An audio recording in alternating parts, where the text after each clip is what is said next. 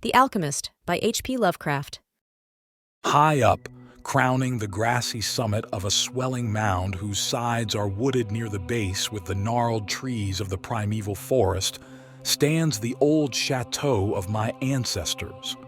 For centuries, its lofty battlements have frowned down upon the wild and rugged countryside about, serving as a home and stronghold for the proud house whose honored line is older even than the moss-grown castle walls.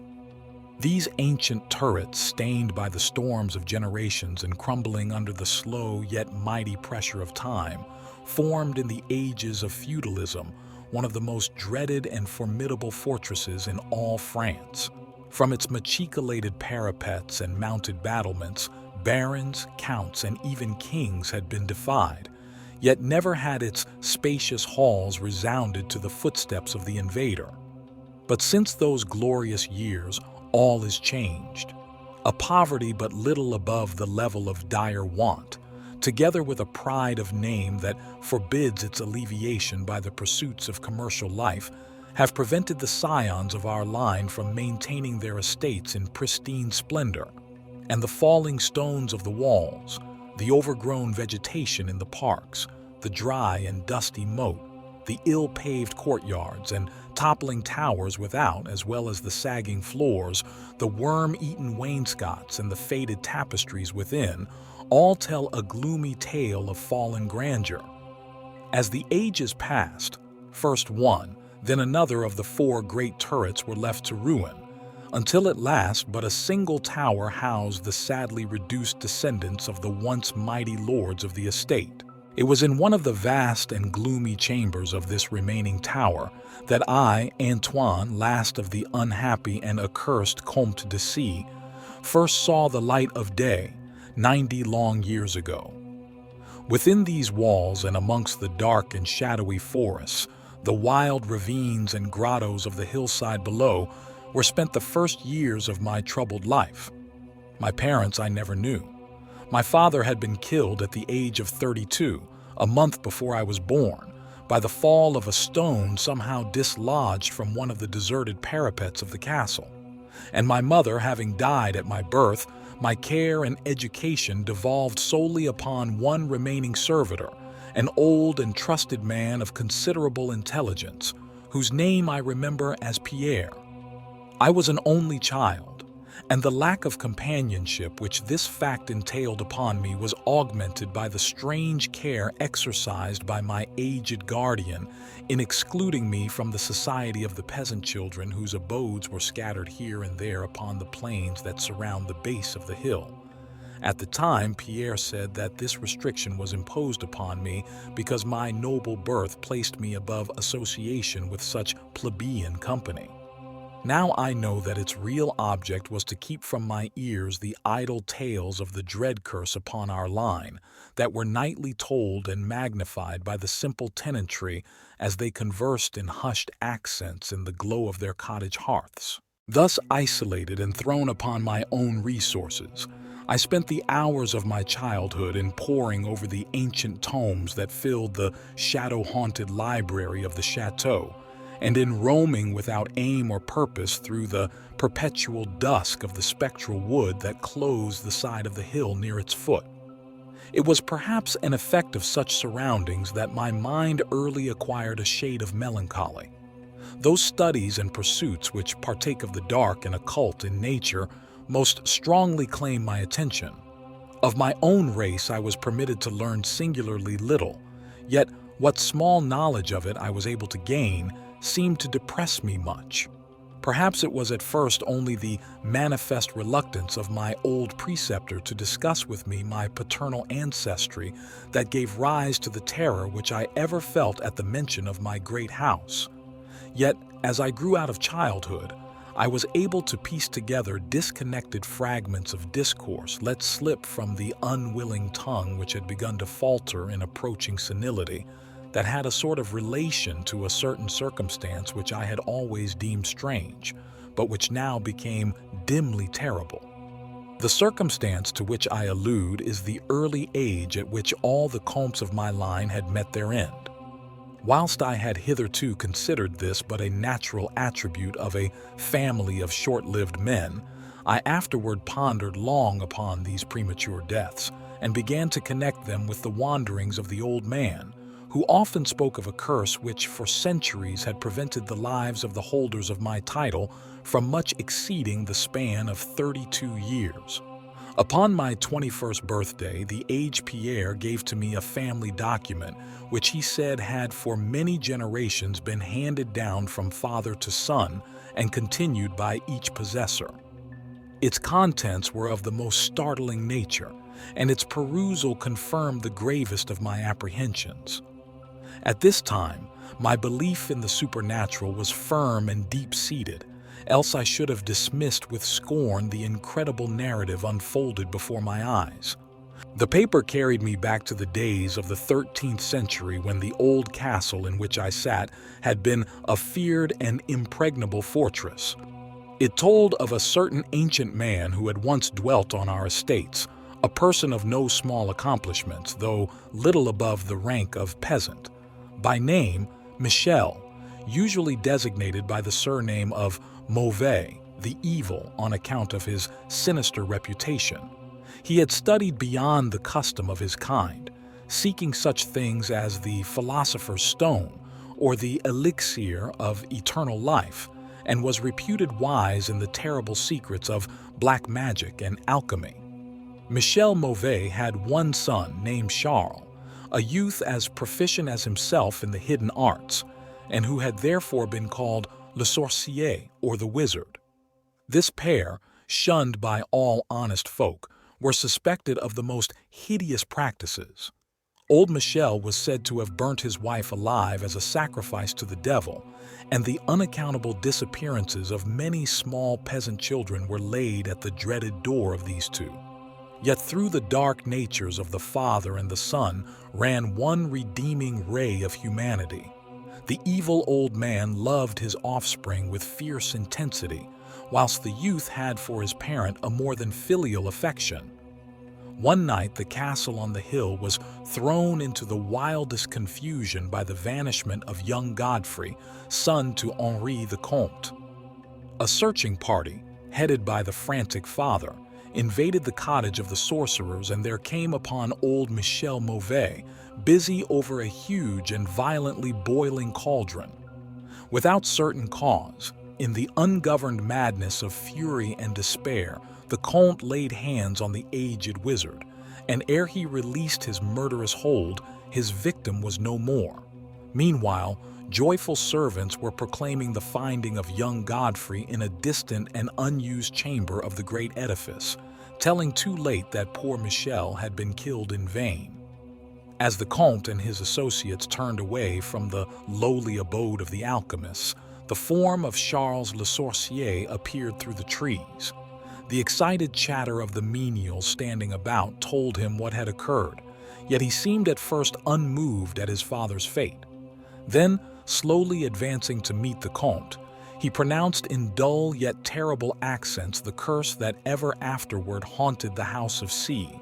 May ne'er a noble of thy murderous line survive to reach a greater age than thine, spake he, when, suddenly leaping backwards into the black wood, he drew from his tunic a phial of colorless liquid which he threw into the face of his father's slayer as he disappeared behind the inky curtain of the night. The Comte died without utterance and was buried the next day, but little more than 32 years from the hour of his birth. No trace of the assassin could be found, though relentless bands of peasants scoured the neighboring woods and the meadowland around the hill. Thus time and the want of a reminder dulled the memory of the curse in the minds of the late Comte's family, so that when Godfrey, innocent cause of the whole tragedy and now bearing the title, was killed by an arrow whilst hunting at the age of 32, there were no thoughts save those of grief at his demise. But when, years afterward, the next young Comte, Robert by name, was found dead in a nearby field from no apparent cause, the peasants told in whispers that their seigneur had but lately passed his 32nd birthday when surprised by early death. Louis, son to Robert, was found drowned in the moat at the same fateful age, and thus down through the centuries ran the ominous chronicle. Immerse, Roberts, Antoine, and Armand snatched from happy and virtuous lives when little below the age of their unfortunate ancestor at his murder. That I had left at most but 11 years of further existence was made certain to me by the words which I read. My life, previously held at small value, now became dearer to me each day as I delved deeper and deeper into the mysteries of the hidden world of black magic. Isolated as I was, modern science had produced no impression upon me, and I labored as in the Middle Ages, as rapt as had been old Michel and young Charles themselves in the acquisition of demonological and alchemical learning. Yet read as I might, in no manner could I account for the strange curse upon my line. In unusually rational moments, I would even go so far as to seek a natural explanation, attributing the early deaths of my ancestors to the sinister Charles le Sorcier and his heirs. Yet having found upon careful inquiry that there were no known descendants of the Alchemist, I would fall back to occult studies and once more endeavor to find a spell that would release my house from its terrible burden. Upon one thing I was absolutely resolved. I should never wed, for since no other branches of my family were in existence, I might thus end the curse with myself. As I drew near the age of 30, old Pierre was called to the land beyond. Alone I buried him beneath the stones of the courtyard about which he had loved to wander in life. Thus was I left to ponder on myself as the only human creature within the great fortress, and in my utter solitude, my mind began to cease its vain protest against the impending doom, to become almost reconciled to the fate which so many of my ancestors had met.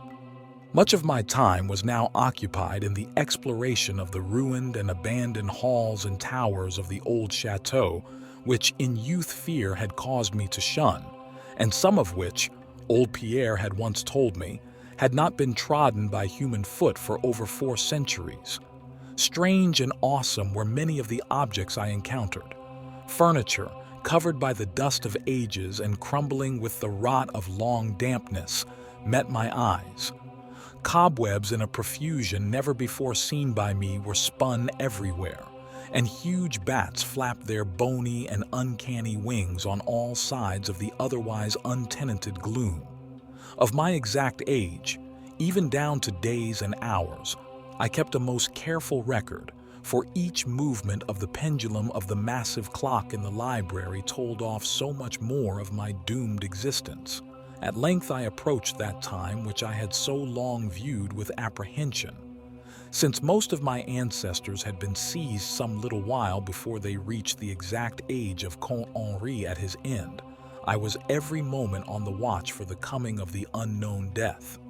In what strange form the curse should overtake me, I knew not, but I was resolved at least that it should not find me a cowardly or a passive victim. With new vigor, I applied myself to my examination of the old chateau and its contents. It was upon one of the longest of all my excursions of discovery in the deserted portion of the castle, less than a week before that fatal hour which I felt must mark the utmost limit of my stay on earth, beyond which I could have not even the slightest hope of continuing to draw breath, that I came upon the culminating event of my whole life. I had spent the better part of the morning in climbing up and down half-ruined staircases in one of the most dilapidated of the ancient turrets. As the afternoon progressed, I sought the lower levels, descending into what appeared to be either a medieval place of confinement or a more recently excavated storehouse for gunpowder. As I slowly traversed the nitre-encrusted passageway at the foot of the last staircase, the paving became very damp, and soon I saw by the light of my flickering torch that a blank, water-stained wall impeded my journey. Turning to retrace my steps, my eye fell upon a small trapdoor with a ring which lay directly beneath my feet. Pausing, I succeeded with difficulty in raising it, whereupon there was revealed a black aperture, exhaling noxious fumes which caused my torch to sputter, and disclosing in the unsteady glare the top of a flight of stone steps. As soon as the torch, which I lowered into the repellent depths, burned freely and steadily, I commenced my descent. The steps were many, and led to a narrow stone-flagged passage which I knew must be far underground. The passage proved of great length and terminated in a massive oaken door, dripping with the moisture of the place, and stoutly resisting all my attempts to open it. Ceasing after a time my efforts in this direction, I had proceeded back some distance toward the steps when there suddenly fell to my experience one of the most profound and maddening shocks capable of reception by the human mind. Without warning, I heard the heavy door behind me creak slowly open upon its rusted hinges. My immediate sensations are incapable of analysis. To be confronted in a place as thoroughly deserted as I had deemed the old castle with evidence of the presence of man or spirit produced in my brain a horror of the most acute description. When at last I turned and faced the seat of the sound, my eyes must have started from their orbits at the sight that they beheld. There in the ancient Gothic doorway stood a human figure. It was that of a man clad in a skull cap and long medieval tunic of dark color. His long hair and flowing beard were of a terrible and intense black hue and of incredible profusion. His forehead, high beyond the usual dimensions, his cheeks, deep sunken and heavily lined with wrinkles, and his hands, long, claw-like and gnarled, were of such a deathly, marble-like whiteness as I have never elsewhere seen in man. His figure, lean to the proportions of a skeleton, was strangely bent and almost lost within the voluminous folds of his peculiar garment. But strangest of all were his eyes, twin caves of abysmal blackness, profound in expression of understanding, yet inhuman in degree of wickedness. These were now fixed upon me, piercing my soul with their hatred, and rooting me to the spot whereon I stood. At last the figure spoke in a rumbling voice that chilled me through with its dull hollowness and latent malevolence. The language in which the discourse was clothed was that debased form of Latin in use amongst the more learned men of the Middle Ages, and made familiar to me by my prolonged researches into the works of the old alchemists and demonologists. The apparition spoke of the curse which had hovered over my house, told me of my coming end, dwelt on the wrong perpetrated by my ancestor against old Michel Mauvais, and gloated over the revenge of Charles le Sorcier. He told how the young Charles had escaped into the night, returning in after years to kill Godfrey the heir with an arrow, just as he approached the age which had been his father's at his assassination. How he had secretly returned to the estate and established himself, unknown, in the even then deserted subterranean chamber whose doorway now framed the hideous narrator. How he had seized Robert, son of Godfrey, in a field, forced poison down his throat, and left him to die at the age of 32, thus maintaining the foul provisions of his vengeful curse.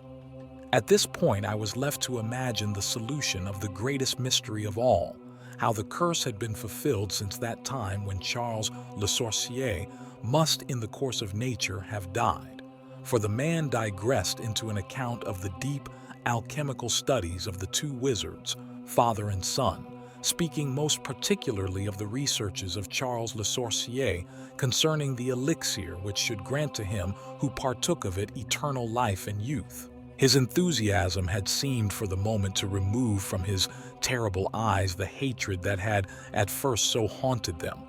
But suddenly the fiendish glare returned, and with a shocking sound like the hissing of a serpent, the stranger raised a glass phial with the evident intent of ending my life as had Charles le Sorcier, 600 years before, ended that of my ancestor.